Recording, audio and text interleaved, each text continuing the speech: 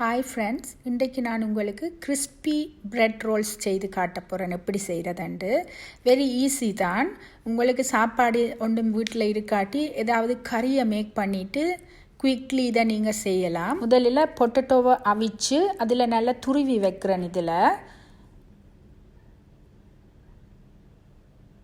பேருந்து ஒரு பேனில் ஆயில் விட்டு garlic ginger பொடியாக கட் பண்ணினது, ஒனியன் சின்ன பொடியாக கட் பண்ணினது எடுத்து கறி மேக் பண்ணுறதுக்கு வதக்கணும்.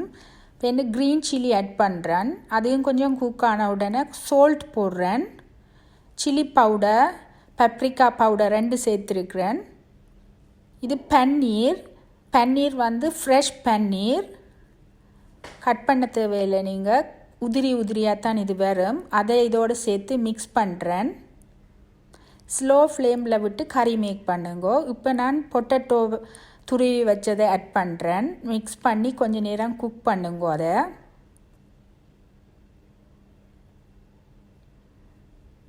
இது ஆப்ஷனல், உங்களுக்கு விருப்பம்ண்டா சீஸும் இதோடு ஆட் பண்ணலாம். ஒரிகனோ பவுடர் போடுறேன் இதில்.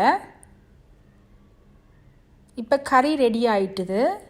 இனி நாங்கள் ப்ரெட்டை ஆயத்தப்படுத்துவோம். இந்த 4 சைட்லேயும் ப்ரெட்டை நான் கட் பண்ணுறேன்.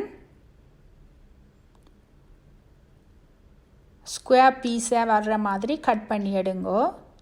கட் பண்ணி எடுத்த ப்ரெட்டை பேருந்து நாங்கள் ஒரு பவுலில் எடுத்து வச்சிங்களேன்டா அதுக்குள்ளே டிப் பண்ணி நல்லா புளிஞ்சு வாட்டர் ஒன்றும் இல்லாமல் நல்லா எடுங்கோ.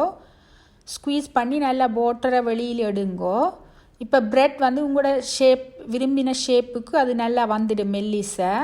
அதுக்கு பிறகு நாங்கள் வச்சிருக்கிற கறியை ரோல் பண்ணிவிட்டு அதை நீங்கள் அப்படியே ப்ரெட்டால் அந்த கறியை மூடி ரோல்ஸாக ஃபார்ம் பண்ணுங்க. நான் இன்றைக்கு கொஞ்சம் ரோல்ஸும் செய்கிறேன் அண்ட் கட்லெட் மாதிரி போல்ஸாயும் செய்கிறேன்.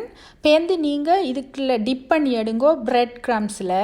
இது கூட ஆப்ஷனல் தான். ப்ரெட் க்ரம்ஸ் போடாமலே நல்ல கிறிஸ்பியாக தான் இது வரும்.